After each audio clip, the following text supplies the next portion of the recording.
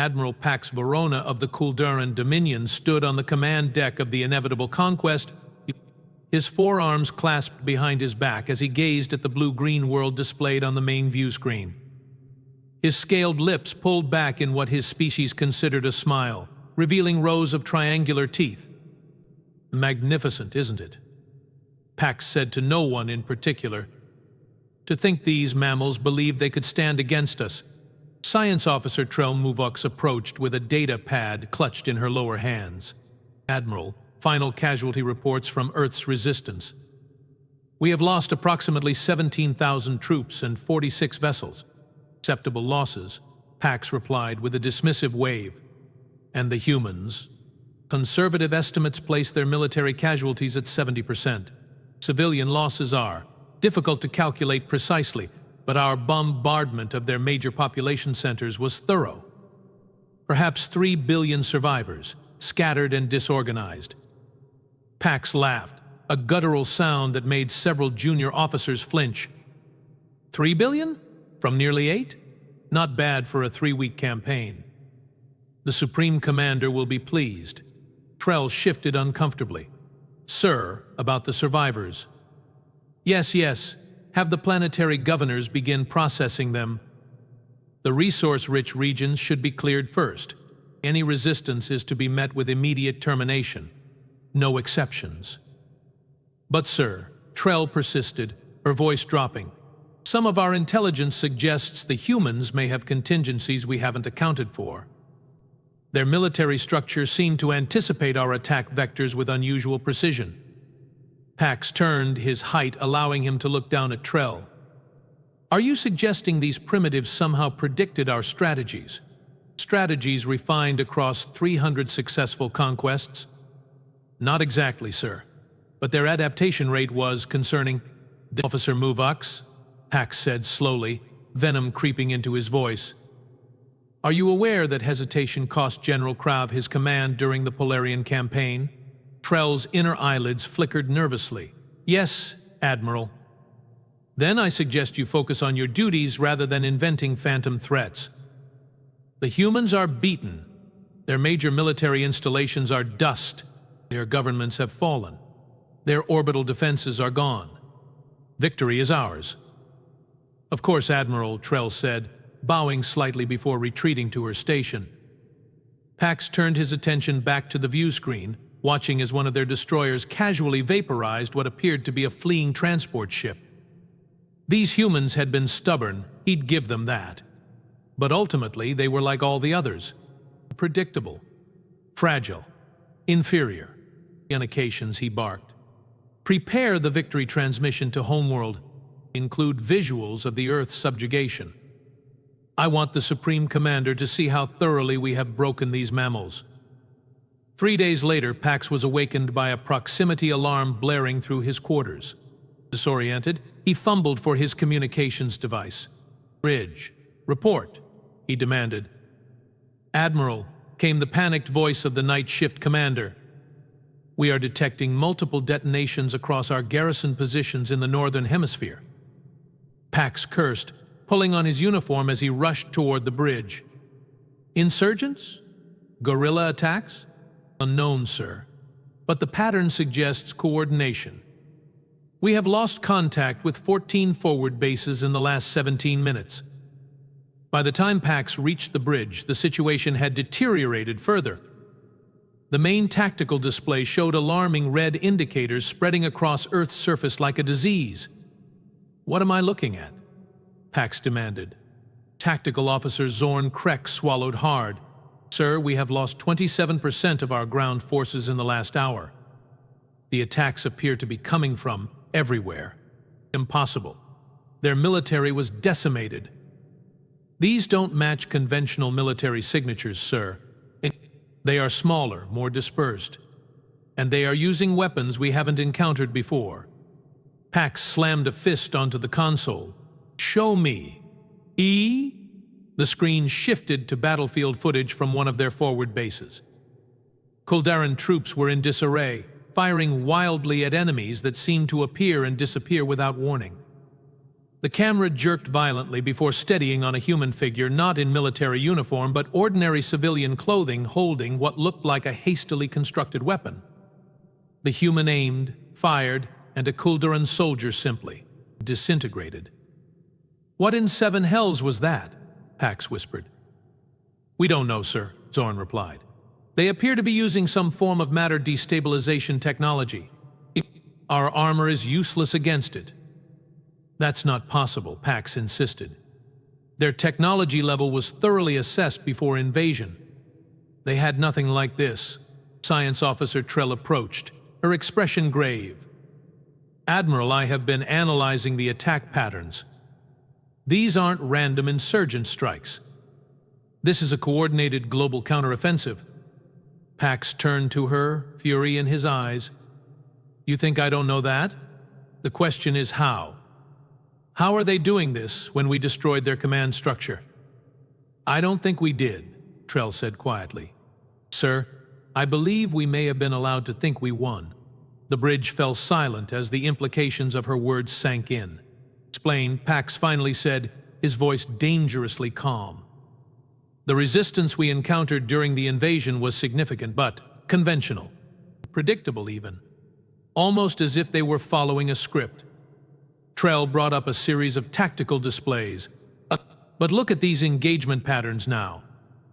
They are targeting our command nodes, supply lines, communications relays with surgical precision. They know exactly where to hit us." "Because they have been watching us," Zorn interjected, understanding dawning on his face. "While we have been setting up our occupation. They have been planning their real defense," Pax finished, a cold feeling spreading through his gut. Another alarm sounded, and a junior communications officer called out, "Admiral, we are detecting massive energy buildups in Earth's oceans." "What? Where?" Pax demanded, moving to the officer's station. "Multiple locations, sir. Atlantic, Pacific, Indian Ocean, they appear to be submersed installations activating simultaneously." Before Pax could respond, the tactical display lit up with new warnings. Orbital sensors detected dozens, then hundreds of launch signatures rising from the oceans. "Defensive positions," Pax shouted. "All ships, combat formation Delta. Intercept those launches." But it was already too late. The first wave of human weapons reached the Kulduran fleet in low orbit before they could adequately respond. Pax watched in horror as 3 of his cruisers were engulfed in blinding white light. "Status report," he demanded. "Sir, we have lost the Relentless, the Subjugator, and the Dominant completely. 5 more vessels reporting critical damage." Pax gripped the command rail until his knuckles paled. "Return fire. Target those launch sites." "We can't get a lock, sir. They are moving between launches mobile platforms of some kind." Another wave hit, and this time Pax felt the inevitable conquest shudder violently. Emergency lights flashed as gravity fluctuated. "Direct hit to decks 17 through 22, someone reported. Hull breach contained but weapons systems compromised." "Get us out of orbit," Pax ordered. "All surviving ships regroup at Rally Point Epsilon." As the crippled flagship limped away from Earth, Pax stared at the tactical display in disbelief. Nearly half his fleet destroyed or disabled in minutes. "How? How, sir?" Trell approached again, her voice steady, despite the chaos. "We are intercepting transmissions between the human forces. They are speaking openly now." "Let me hear," Pax said. The bridge speakers crackled with a human voice, calm and methodical. "Phase 1 complete. Fleet assets reduced by approximately 40%. Initiating Phase 2. All ghost cells activate." "I repeat, all ghost cells activate." "What are ghost cells?" Pax demanded. No one had an answer, but they didn't need to wait long to find out. Reports began flooding in from the remaining ground forces, coordinated attacks on every Kuldaran position simultaneously. Not just from human military forces, but from civilians, ordinary-looking humans who had suddenly produced weapons and begun systematically eliminating occupation troops. "This can't be happening," Pax muttered. "We won. We defeated them. Trell's expression was grim. "No, Admiral. I don't think we did. I think they let us believe we won. And now..." The communications system interrupted with an incoming transmission. "Sir, we are receiving a broadcast on all frequencies. It's being directed specifically to you." "Put it through," Pax said, straightening his posture despite the situation. The view screen flickered and a human face appeared. Female, middle-aged by their standards, with short gray hair and eyes that seemed to bore right through Pax. She wore no uniform, no insignia, nothing to indicate military rank or position. "Admiral Pax Verona," she said, her voice level and eerily pleasant. "I am Director Dana Spencer of Earth Defense Initiative. I wanted to personally congratulate you." Pax blinked in confusion. "Congratulate me?" "Yes, you have accomplished something remarkable today. You have united humanity in a way nothing else could have." Her smile never reached her eyes.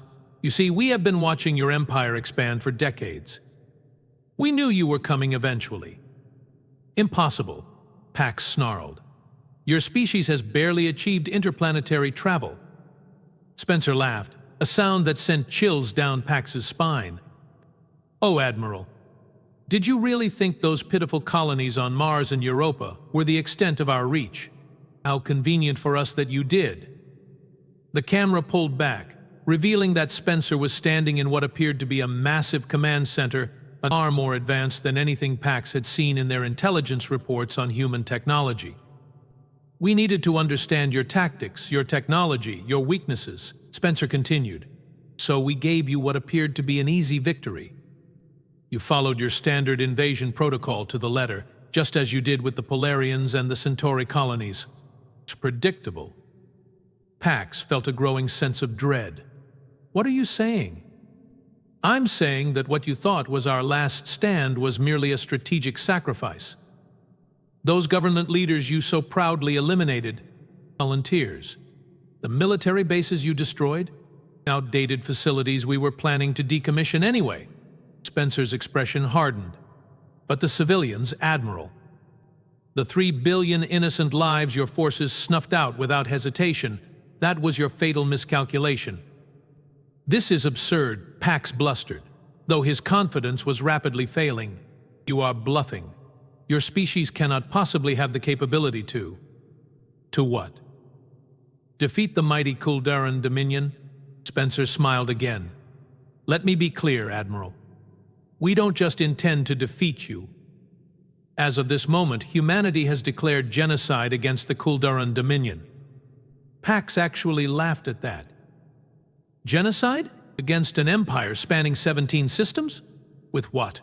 Your handful of primitive weapons?" "With this," Spencer replied, tapping a console beside her.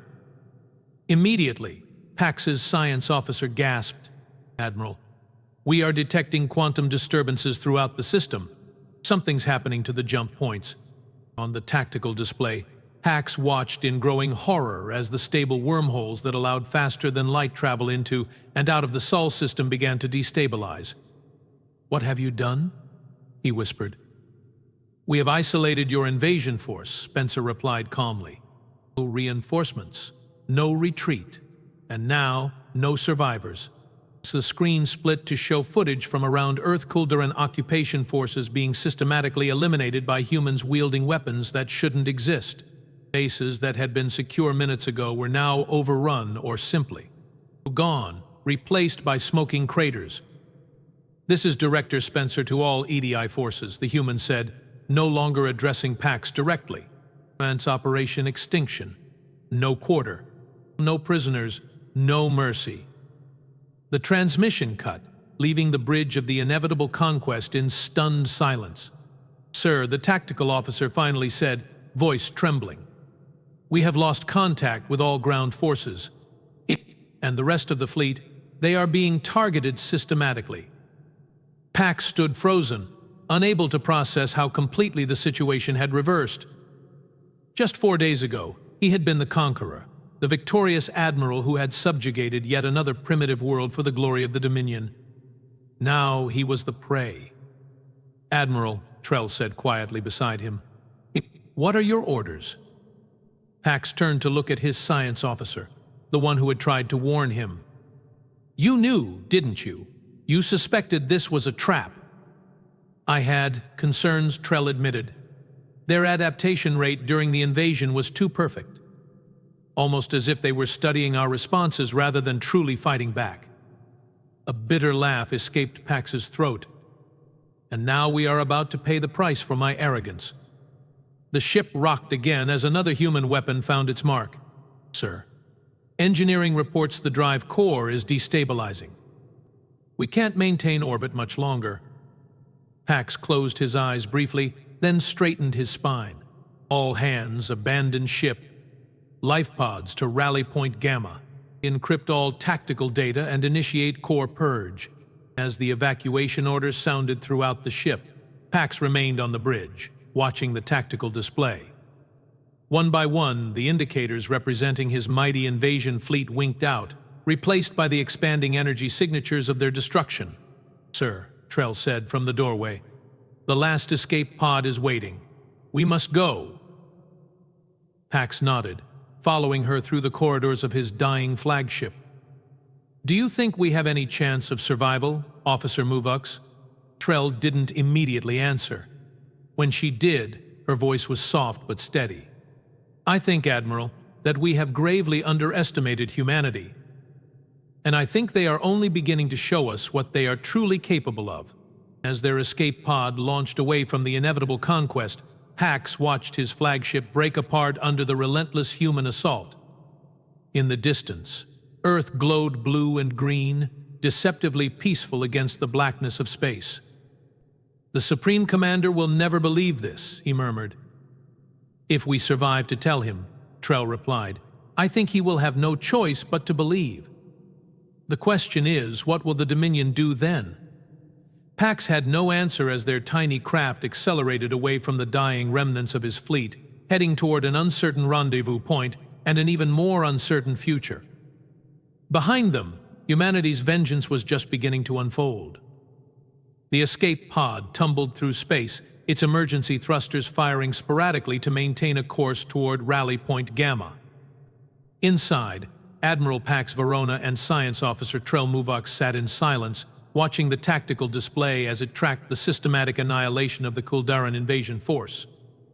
Another battle group gone, Trell noted quietly as 5 more indicators winked out.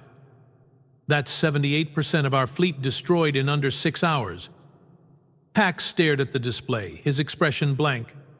How? How did they hide this level of technology from us? Our intelligence network is unmatched in the galaxy. Perhaps that was their intent all along, Trell suggested. To appear primitive until it served them not to be. The pod's communications system crackled suddenly, making both aliens flinch. Attention, Kuldaran escape craft, came a human voice, eerily calm. This is Captain Elijah Frost of the Earth Defense Vessel Retribution. We have you on our scopes. Pax and Trell exchanged alarmed glances.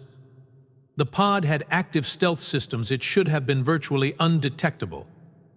No response necessary, Admiral Verona, Frost continued, as if sensing their surprise. We are tracking all 97 escape pods from your fleet. Just wanted you to know that. The transmission cut off, leaving an ominous silence. They are toying with us, Pax growled. If they can track us, why not just destroy us? Trell's inner eyelids flickered nervously. Perhaps they want survivors. Witnesses to carry word of their victory back to the Dominion. Or prisoners for interrogation, Pax added grimly. He checked the pod's meager weapons systems, a single pulse cannon, barely enough to defend against debris.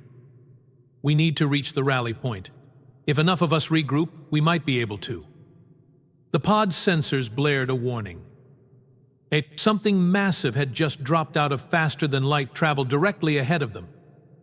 Impossible, Trell whispered, checking the readings. The humans don't have FTL capability. Yet the evidence was right in front of them.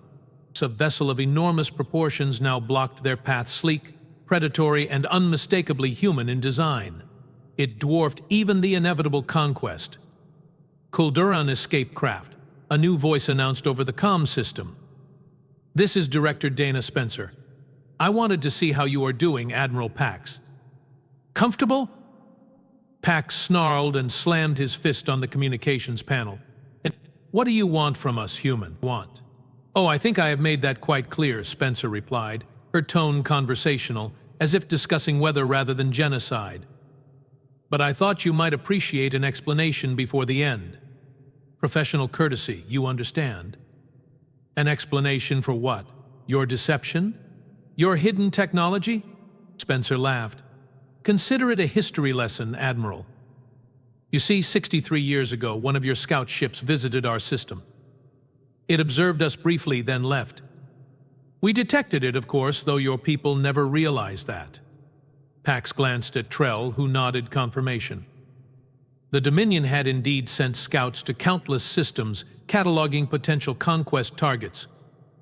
That visit, Spencer continued, triggered what we call the Unification Protocol. And for the first time in human history, every nation on Earth agreed on one thing: we needed to prepare for you. Not just your scout, but what would inevitably follow. "You have been preparing for us for 63 years? Pax couldn't hide his disbelief. "Oh yes, while maintaining the appearance of a fractured, primitive civilization engaged in petty conflicts. Every war you observed, staged. The technological development path you monitored, a carefully crafted fiction.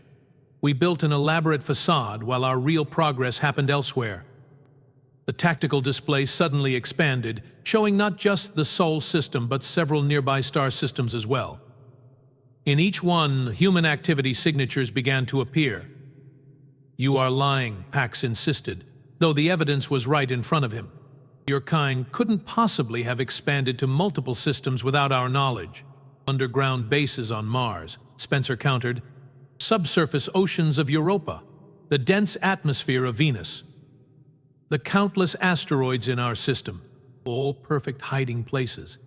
We built our real civilization in places you never bothered to look closely at because you were so convinced of our primitiveness."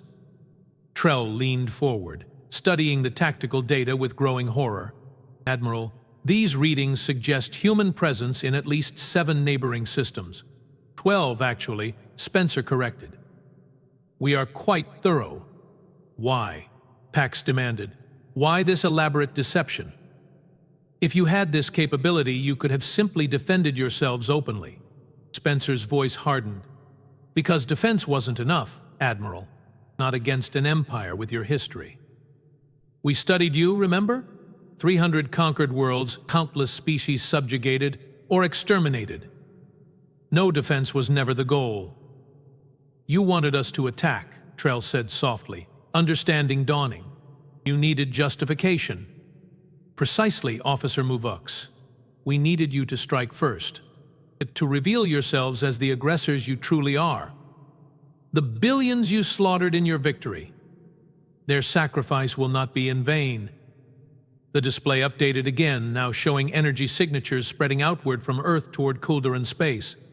Dozens, then hundreds of vessels, moving faster than should have been possible. "What are those?" Pax asked, though he already feared the answer. "That, Admiral, is the human expeditionary force. While you have been watching your invasion fleet die, our real military has been mobilizing.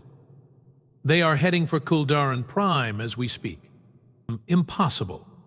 The distance is considerable, yes, but we solved the faster-than-light problem decades ago.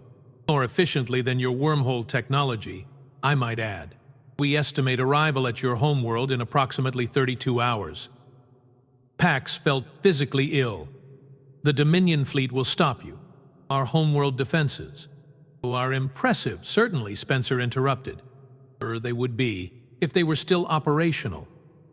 The display shifted again, showing footage from what could only be Kuldaran Prime. Defense platforms orbiting the planet were exploding one by one, taken out with surgical precision. "How?" Pax whispered. "Infiltration teams," Spencer explained casually. "We have had agents on your worlds for years, hiding in plain sight with genetic and surgical modifications. Some hold quite prestigious positions in your military, I'm told. Spies? Saboteurs?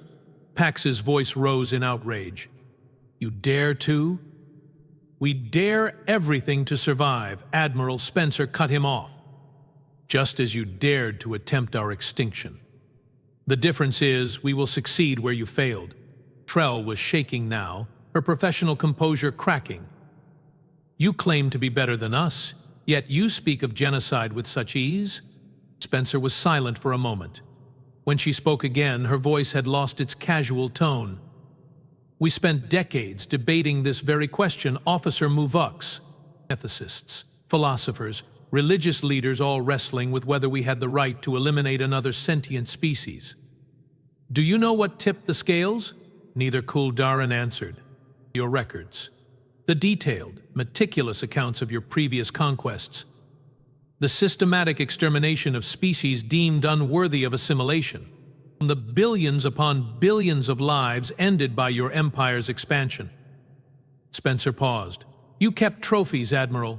Genetic samples of extinct civilizations. Artifacts from worlds you reduced to ash. All catalogued and displayed proudly in your museums as testament to Kuldaran's superiority. Pax had no response. It was true. The Hall of Conquests on Kuldaran Prime was the Empire's most celebrated institution. We concluded, Spencer continued, that your species represents an existential threat to all other sentient life. You cannot coexist. You can only dominate or destroy. And so, with great reluctance but absolute resolve, we made our decision. The massive human vessel began to move, positioning itself between the escape pod and its intended rally point. Your Dominion has approximately 29 hours left to exist, Admiral Pax Verona. I thought you deserved to know that. And us? Pax asked, already knowing the answer. As I said before, no quarter, no prisoners, no mercy. The transmission ended. Trell turned to Pax, her 4 eyes wide with fear. Admiral, what do we do? For once in his illustrious career, Pax Verona had no answer.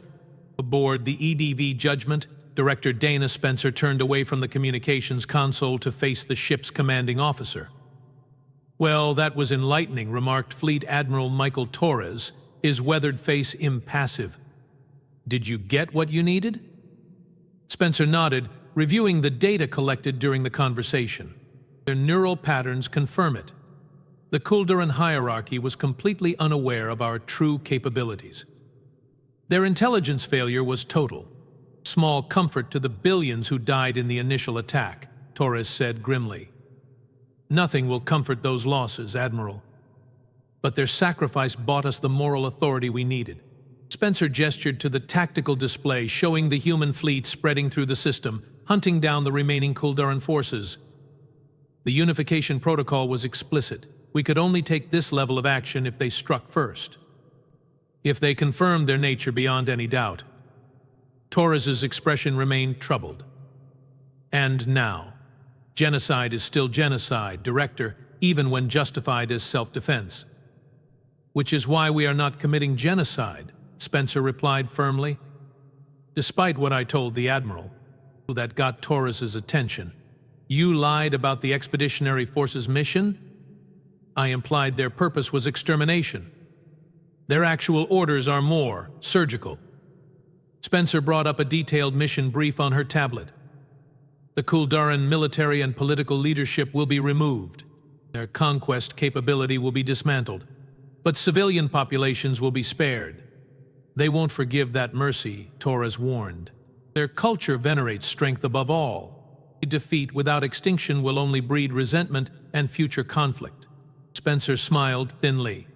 Which is why Phase 3 includes comprehensive cultural re-engineering. We have studied them for 6 decades, Admiral. We understand their psychology better than they do themselves. A junior officer approached, saluting crisply. The Director, Operation Thunderstrike is complete.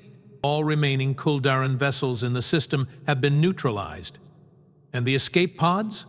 Being rounded up now. 23 have already been captured, including the Admiral's. Spencer nodded. Have him and Officer Muvux brought to my briefing room. The others can be processed according to standard procedure. As the officer departed, Torres raised an eyebrow. You are meeting with them personally? Why? Because Trell Muvux is different, Spencer replied. Review her communications during the invasion. She questioned the Admiral's assumptions. She noticed the inconsistencies in our resistance patterns. In a culture that punishes such independent thinking, she persisted. You think she can be turned? Become an ally? I think she represents the best of their species. A mind capable of growth and change. Spencer gathered her materials. If we are truly better than them, Admiral Torres, then our victory can't just be about vengeance. It must also be about redemption. Torres looked skeptical but nodded. I will prepare the fleet for Phase 2, then the jump to Kulduran space. Thank you, Admiral. Spencer paused at the doorway. When humanity unified 63 years ago, we had a choice: become like them to defeat them, or find a better way. I still believe we chose correctly. I hope you are right, Director Torres replied softly. For all our sakes.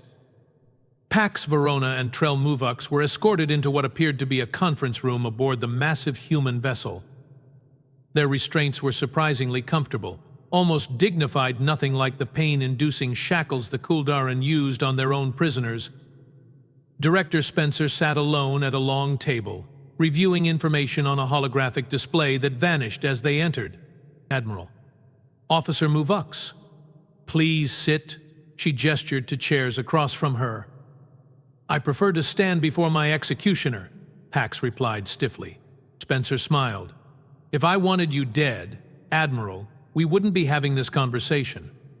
Please sit. After a moment's hesitation, both aliens complied. I want to show you something, Spencer said, activating a display in the center of the table. It showed images of dozens of alien species, some humanoid, others wildly different in form. Do you recognize them? Pax glanced at the images dismissively. Conquered species. What of it? Not conquered, Spencer corrected. Rescued. Survivors of Kulduran expansion, preserved by human intervention over the past 60 years. Trell leaned forward, studying the images with growing amazement. The Polarians? But they were eradicated 15 years ago. The official records say that, yes. But we managed to evacuate nearly 30,000 before your fleet completed its campaign. They have established a new colony in what you would call the Heracles Cluster. Pax shook his head in disbelief. Impossible. We would have detected such operations. Just as you detected our true technological level, Spencer countered. Your confidence in Kulduran's superiority created blind spots we were able to exploit repeatedly. Why are you showing us this? Trell asked. Because I want you to understand something fundamental about humanity, Officer Muvux. We are not like you. When we say we fight for survival, we don't mean just our own. Spencer brought up new images, massive space habitats floating in distant star systems, each housing millions of beings from dozens of species. While your empire was expanding through conquest, we were building an alliance. A confederation of species united by mutual protection and respect. Weakness, Pax spat. Diluting your strength with lesser beings. Spencer regarded him coolly. That mindset, Admiral, is why your empire is about to fall, while our confederation continues to grow. You said no quarter, no mercy, Pax reminded her. Was that another deception? For you? No, your career, your actions, your choices, they have earned you the fullest measure of our justice, Spencer replied. But your species as a whole? That's a more complex question. She turned her attention to Trell. Officer Muvux, however, represents something different. Someone who questioned, who saw beyond the accepted truths of your culture. Someone who might help shape a new Kulduran society after the Empire falls. Trell's inner eyelids blinked rapidly in surprise. You want me to collaborate? I want you to witness what happens next, Spencer clarified. And then make your own choice about the future you wish to help create. Pax laughed bitterly. She is Kulduran. Her loyalty is to the Dominion. Is it, though? Spencer asked, looking directly at Trell. Was it loyalty that made you question the Admiral's assumptions about human resistance? Or was it intelligence? Integrity? The courage to speak truth despite knowing the potential consequences? Trell said nothing, but her posture had changed subtly, straightening as if a great weight was lifting. In approximately 26 hours, Spencer continued, the Kuldaran Dominion as you know it will cease to exist. What replaces it depends partly on whether individuals like Officer Muvux choose to help build something better. Pax sneered. And me? What role do you envision for the architect of your precious justification? Justice, Admiral Pax Verona, Spencer replied simply. You will face justice for the billions who died under your command. Your name will be recorded in history as the last great conqueror of the Kuldaran Dominion and as the catalyst for its transformation. She stood, signaling that the meeting was concluded. Guards will show you to your quarters. You will be treated according to our protocols for prisoners of war, which, you will find, are considerably more humane than your own. As they were led away, Trell glanced back at Spencer. Director, you said humans unified 63 years ago because of our scout ship. How? Your world had hundreds of nations, thousands of conflicting interests. Spencer's expression softened slightly. Here is a powerful motivator, Officer Muvux. But so is hope. We offered both, the fear of extinction and the hope of becoming something greater than we had ever been before. She paused. Perhaps your people will make a similar choice when given the opportunity. After they had gone, Admiral Torres entered the conference room. That went about as well as could be expected. Spencer nodded, watching the tactical display as it tracked the human fleet's progress.